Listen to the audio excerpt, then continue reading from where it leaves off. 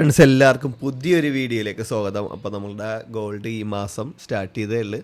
നല്ല ബുള്ളിഷിലാണ് പോയിക്കൊണ്ടിരിക്കുന്നത്. ഞാൻ ഓൾറെഡി പറഞ്ഞു നമുക്ക് ജാനുവരി മാസത്തിൽ ഗോൾഡിലൊക്കെ നല്ല ഇൻവെസ്റ്റ്മെൻറ്റ് വരുന്ന ഒരു ടൈമാണ്. പക്ഷേ നമ്മൾ വിചാരിക്കുന്നത് പോലെയുള്ള ഒരു വലിയൊരു ബുള്ളിഷ് മൂവ്മെൻ്റ് ഒന്നും അല്ല. ഇൻവെസ്റ്റ്മെൻറ്റ് വരും. ശരിക്കും പറഞ്ഞാൽ പ്രൈസിലപ്പോൾ ഒരു പുൾ ബാക്ക് എടുക്കേണ്ട സമയമാണെങ്കിൽ പോലും ഇൻവെസ്റ്റ്മെൻറ്റ് വരുന്നത് കൊണ്ട് തന്നെ പ്രൈസ് കയറിപ്പോവും.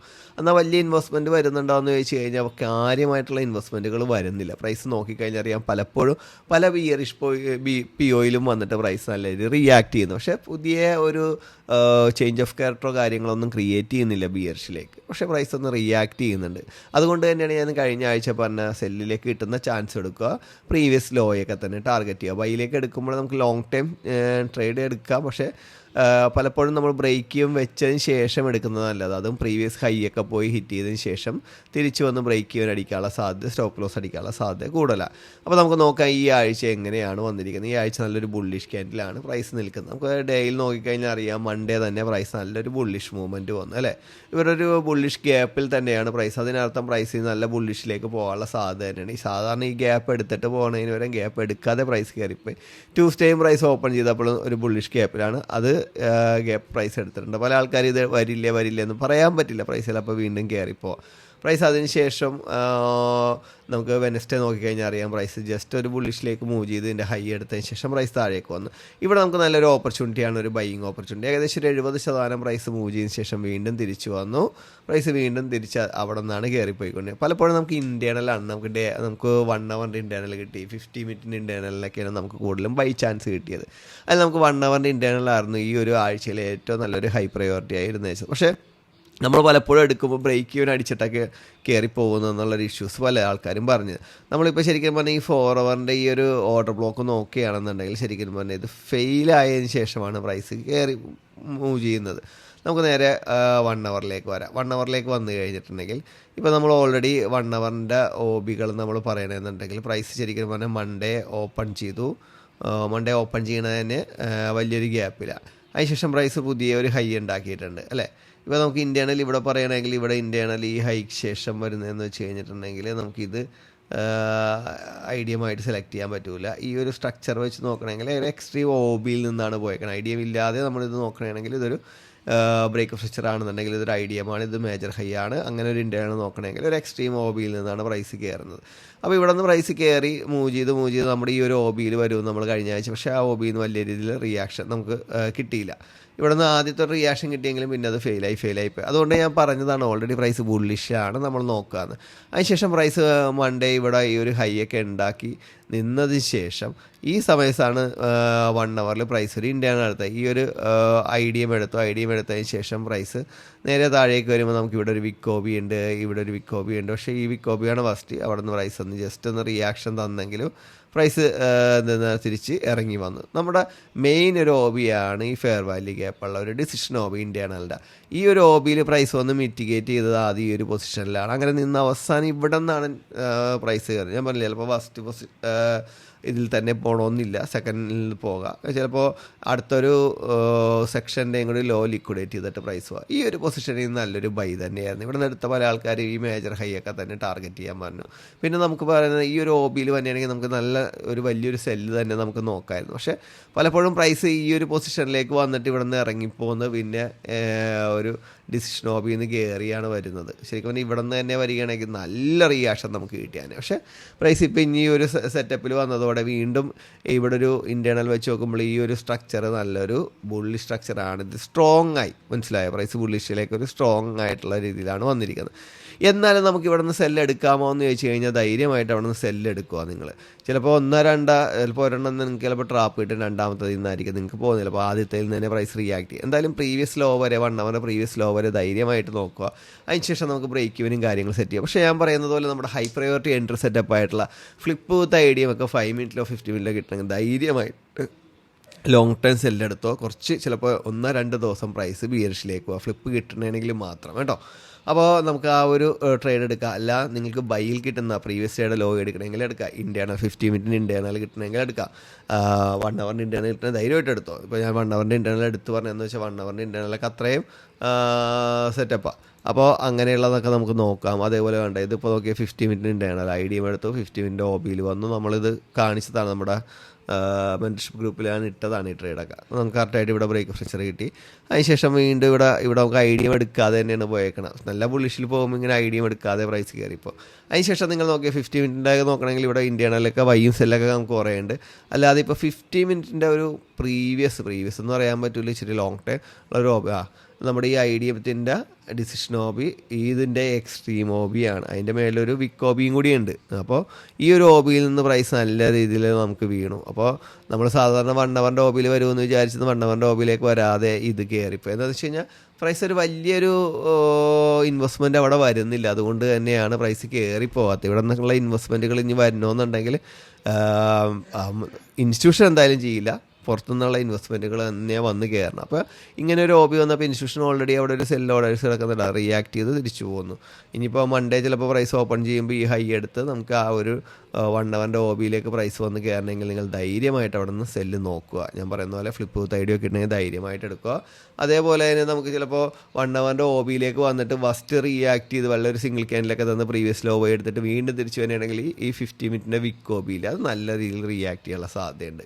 അങ്ങനെ വരികയാണെങ്കിൽ ആദ്യത്തെ റിയാക്ഷനിൽ ആ ഹൈ എടുക്കുകയാണെങ്കിൽ സെക്കൻഡ് റിയാക്ഷൻ ചിലപ്പോൾ ഇതിൽ നിന്നാണെങ്കിൽ ധൈര്യമായിട്ട് അവിടെ നിന്ന് എടുക്കുക. അതേപോലെ ഫ്ലിപ്പ് വിത്ത് IDM കിട്ടണമെങ്കിൽ ധൈര്യമായിട്ട് എടുക്കുക. സെക്ഷൻ പ്രീവിയസ് ഡേ ഇങ്ങനെയുള്ള ഇന്റേണലൊക്കെ നോക്കിയിട്ട് ബൈ നല്ല രീതിയിൽ നോക്കാവുന്നതാണ്. സെല്ലൊക്കെ എടുക്കുമ്പോഴത്തേക്കും ബ്രേക്ക് ഈവൻ വെച്ചിട്ട് വേണം ഹോൾഡ് ചെയ്യാൻ. ബൈ ആണെങ്കിലും ബ്രേക്ക് ഈവൻ വെച്ചിട്ട് ഹോൾഡ് ചെയ്യാനേ ഞാൻ പറയുള്ളൂ. എന്ന് വെച്ചാൽ പ്രൈസ് ഓൾ ടൈം ഹൈയിൽ തന്നെ നിൽക്കുകയാണ്. അപ്പോൾ നമുക്ക് നേരെ ബ്രിട്ടീഷ് പൗണ്ടിലേക്ക് പോകാം. എന്താണ് കറൻസികളിലൊക്കെ സംഭവിച്ചിരിക്കുന്നത് നമുക്ക് നോക്കാം. ഇപ്പോൾ ഏറ്റവും കൂടുതൽ നല്ല നല്ല ട്രേഡുകൾ, നല്ല മൂവ്മെൻറ്റ്സ് ഒക്കെ ഗോൾഡിൽ കിട്ടുന്നതുകൊണ്ട് വേറൊരു പേരിലും ട്രേഡ് ചെയ്യാനായിട്ടൊരു താല്പര്യമില്ല. എന്താണെന്ന് വെച്ച് കഴിഞ്ഞാൽ ഗോൾഡിൽ കൂടുതൽ നല്ല രീതിയിൽ അനാലിസിസ് ചെയ്ത് കൂടുതൽ പ്രാക്ടീസ് ചെയ്യുമ്പോഴത്തേക്കും ഗോൾഡിൽ നല്ല നല്ല ഓപ്പർച്യൂണിറ്റികളാണ് വന്നുകൊണ്ടിരിക്കുന്നത്. അപ്പോൾ നമ്മളവിടെ അതിന് ടൈം അതിൻ്റെ ഒരു 10-1 ടൈം ഇവിടെ ഇൻവെസ്റ്റ് ചെയ്ത് കഴിഞ്ഞാൽ അതിനേക്കാളും കൂടുതൽ ട്രേഡ്സ് ഇവിടെ ഉണ്ട്. ഇഷ്ടംപോലെ ട്രേഡ് ഗോൾഡിലുണ്ട്. ഗോൾഡിൻ്റെ നിങ്ങൾ ഒരു 2-3 വർഷം മുമ്പുള്ള ഗോൾഡിൻ്റെ മൂവ്മെൻറ്റ്സും ഇപ്പോഴുള്ള മൂവ്മെൻറ്റ്സും വെച്ച് നോക്കിക്കഴിഞ്ഞാൽ ഏറ്റവും കൂടുതൽ സാധാരണ ഈ സമയത്തൊക്കെ $10-15-20 മൂവ്മെൻറ്റ്സ്, $25 താഴെയുള്ള മൂവ്മെൻറ്റ്സ് ഒക്കെ ആയിരിക്കും ഒരു ദിവസം ടോട്ടൽ ഉണ്ടാകുന്നത്. പക്ഷേ അതേ സംബന്ധിച്ച് $50-60-70 മൂവ്മെൻറ്റ്സ് ഉണ്ടെന്നുണ്ടെങ്കിൽ ഗോൾഡ് പഴയ രീതിയിലല്ല.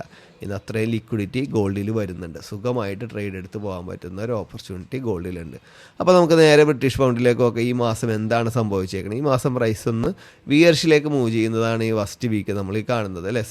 അപ്പോൾ ആ കഴിഞ്ഞ വീക്കും പ്രൈസ് ഒന്ന് ഡിസംബർ ലാസ്റ്റ് പ്രൈസ് ഒന്ന് വിയർഷിലേക്ക് മൂവ് ചെയ്തു. ഈ വീക്കും പ്രൈസ് ഒന്ന് വിയർഷിലേക്ക് മൂവ് ചെയ്തു. അപ്പോൾ നമ്മൾ കണ്ട ഈ ഒരു വിക്കോബിലാണ് പ്രൈസ് വന്നത്. ഇത് വലിയ സ്ട്രോങ് ആണോ എന്ന് ചോദിച്ചു കഴിഞ്ഞാൽ മന്തിൻ്റെ വെച്ച് നോക്കുമ്പോഴത്തേക്കും വലിയ സ്ട്രോങ് അല്ല. ഇതിൻ്റെ മെയിൻ ലോ എന്ന് പറയുമ്പോൾ ഈ ലോയാണ്. ഈ ലോ എനിക്കൊന്ന് ജസ്റ്റ് ബോഡി ബ്രേക്ക് ആണെന്ന് തോന്നുന്നു. എന്നാൽ ഇവിടെ IDM ഒന്നും ഇല്ലാതെയാണ് പ്രൈസ് കയറി വന്നിരിക്കുന്നത്. വലിയ സ്ട്രോങ് ഒന്നും അല്ല. നമുക്ക് ഡേയിലേക്ക് വന്ന് നോക്കാം. ഡേയിലേക്ക് വന്നു കഴിയുമ്പോൾ നമുക്ക് എടുക്കാൻ പറ്റുന്ന ഏറ്റവും നല്ലൊരു സ്വിംഗ് ട്രേഡിൻ്റെ സെറ്റപ്പാണ് ഞാൻ എടുത്ത് പറഞ്ഞത്. ഇനിയും പ്രൈസ് കയറി വന്നാൽ നിങ്ങൾ ധൈര്യമായിട്ട് ഇവിടെ നിന്ന് സെല്ല് നോക്കിക്കോട്ടോ. നിങ്ങൾക്ക് സ്വിംഗ് തന്നെ നോക്കാം. ഫസ്റ്റ് പ്രീവിയസ് ഡേയുടെ ലോ തന്നെ ടാർഗറ്റ് ചെയ്യാവുന്നതാണ്. നമുക്ക് 4 അവറിലേക്ക് വരാം. 4 അവറിൽ നമ്മൾ ഓൾറെഡി ഇവിടെ ഞാൻ വിചാരിച്ച് ഈ OBയിൽ നിന്ന് പ്രൈസ് കയറി പുതിയ ബ്രേക്ക് പ്രൊസീജർ ഉണ്ടാക്കി ഇതിൽ വരുമെന്നാണ് വിചാരിച്ചത്. പക്ഷേ അവിടെ നിന്ന് ജസ്റ്റ് റിയാക്ട് ചെയ്ത് നിന്നെങ്കിലും വലിയ കാര്യമായിട്ടുള്ള ഒരു മൂവ്മെൻറ്റ്സ് ഒന്നും കാണാൻ പറ്റിയില്ല ആ ഒരു OBയിൽ നിന്ന്. 1 അവറിൻ്റെ നോക്കിക്കഴിഞ്ഞാലും അറിയാം ആ ഒരു OB ഒന്നും വലിയ ഫെയിലായിട്ടിരിക്കുന്നത്. അപ്പോൾ ഈ ലിക്വിഡിറ്റിയൊക്കെ ബിൽഡ് ചെയ്ത് വെക്കണമെന്ന് വെച്ച് കഴിഞ്ഞാൽ ഇതൊക്കെ തിരിച്ചെടുക്കാൻ വേണ്ടി തന്നെയാണ് ഇത് ബിൽഡപ്പ് ചെയ്ത് വെച്ചിരിക്കുന്നത്. അത് തിരിച്ച് കയറി എടുക്കാൻ ചിലപ്പോൾ നെക്സ്റ്റ് വീക്ക് മുതൽ, അതായത് നാളെ മൺഡേ മുതൽ പ്രൈസ് എന്ത് ചെയ്യുക തിരിച്ച് കയറി വരാനുള്ള സാധ്യതയും കൂടുതൽ. അപ്പോൾ ബൈയും നോക്കുക സെല്ലും നോക്കുക. എനിക്ക് രണ്ടും എടുക്കാനേ എനിക്ക് പറയാനുള്ളത്.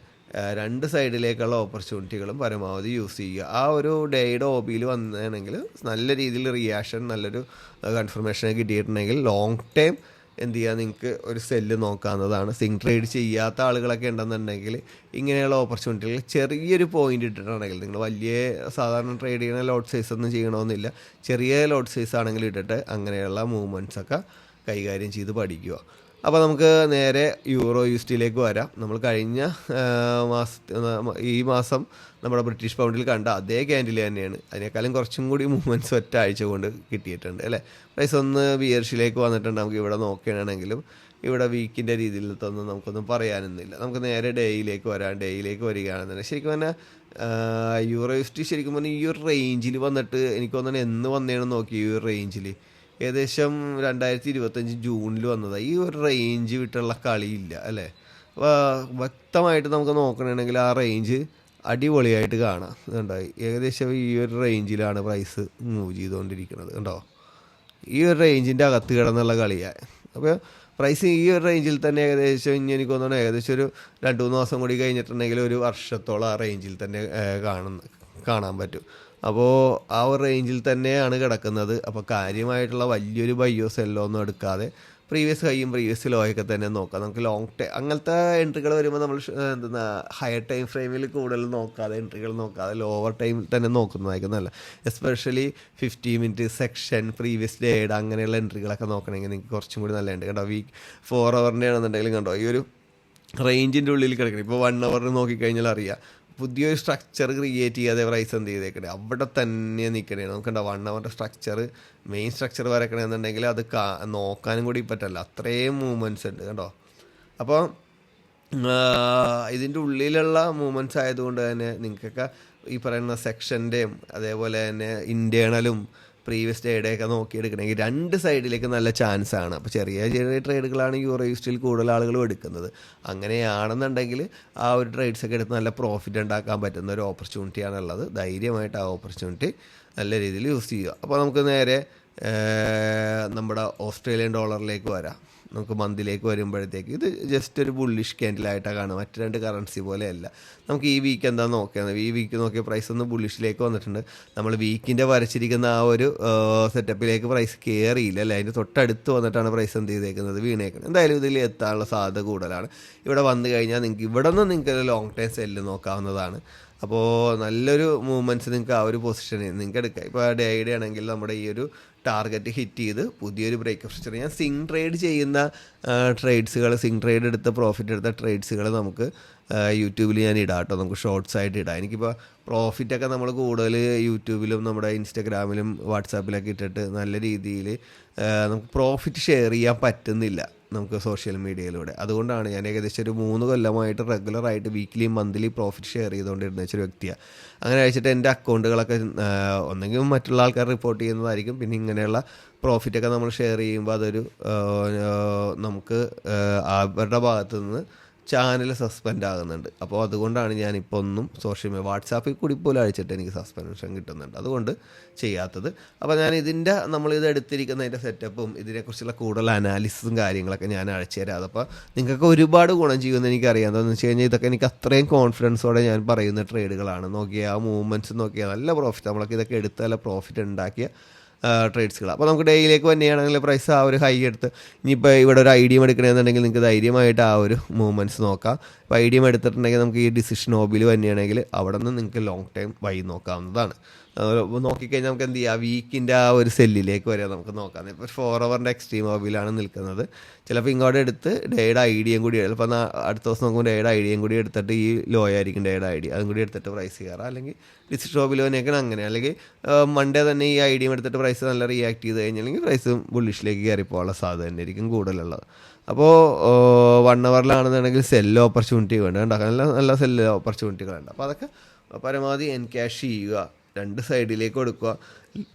ലോങ് ടൈം ബൈയും സെല്ലൊക്കെ ഞാൻ പറഞ്ഞിട്ടുണ്ടെങ്കിൽ അതെടുക്കുമ്പോൾ നിങ്ങൾ ശ്രദ്ധിക്കേണ്ട ഒരു കാര്യം എന്താണെന്ന് വെച്ച് കഴിഞ്ഞിട്ടുണ്ടെങ്കിൽ അത് നിങ്ങൾ എടുക്കണ സമയത്ത് ഇപ്പോൾ നിങ്ങൾ ബൈ എടുത്തെടുത്ത് പോകുന്നൊരു പൊസിഷനിലാണ് പ്രൈസ് മൂവ് ചെയ്തുകൊണ്ടിരിക്കണമെന്ന് വിചാരിക്കുക. ഇപ്പോൾ നിങ്ങളതൊരു ബൈ എടുത്തെടുത്ത് പോകുന്നൊരു പൊസിഷനാണെന്ന് വിചാരിക്കുക. പക്ഷേ നിങ്ങൾ ഈ സെല്ല് എടുത്തില്ല എന്നുണ്ടെങ്കിൽ നിങ്ങൾ അവിടെ പോയിട്ട് പിന്നെ ഒരു ബൈ എടുക്കരുത്. എന്താണെന്ന് വെച്ച് കഴിഞ്ഞാൽ പ്രൈസ് ഇത്രയും ബിൽഡപ്പ് ചെയ്ത് ഇവിടെ വന്ന് കഴിയുമ്പോൾ ഇവിടെ നിന്ന് കിട്ടുന്ന റിയാക്ഷൻ എന്ന് പറഞ്ഞാൽ ഹെവി റിയാക്ഷൻ ആയിരിക്കും. ചിലപ്പോൾ നിങ്ങൾ ഒറ്റ ആഴ്ച കൊണ്ട് ചിലപ്പോൾ ഇതേപോലത്തെ ക്യാൻഡിൽസൊക്കെ നിങ്ങൾക്ക് ഇവിടെ കാണാൻ പറ്റും. അപ്പോൾ നിങ്ങൾ ഞാൻ പറഞ്ഞ പോലെ സെല്ല് എടുക്കാതെ നിൽക്കുന്ന ആൾക്കാരുണ്ടാവും. നിങ്ങൾ വേറെ ഏതെങ്കിലും സെറ്റപ്പ്, എൻ്റെ സ്റ്റുഡൻസ് ആയിരിക്കില്ല, വേറെ ഏതെങ്കിലും സെറ്റപ്പിലൊക്കെ പഠിച്ചു പോകുന്നവർ. അപ്പോൾ നിങ്ങളുടെ പ്രോബ്ലം എന്താണെന്ന് വെച്ചാൽ നിങ്ങൾ ആ സമയത്ത് ബൈ തന്നെ എടുത്തിട്ടുണ്ടാവും ഷോർട്ട് ടൈമിൽ നോക്കിയിട്ട്. അപ്പോൾ ഈ ഒരു നല്ല റിയാക്ഷനിൽ നിങ്ങൾക്ക് കിട്ടിയ പ്രോഫിറ്റിൻ്റെ വലിയൊരു ശതമാനം പ്രോഫിറ്റോ ക്യാപിറ്റലോ നഷ്ടമാകാനുള്ള സാധ്യത കൂടുതൽ വരും. അപ്പോൾ അങ്ങനെയുള്ള പൊസിഷനിൽ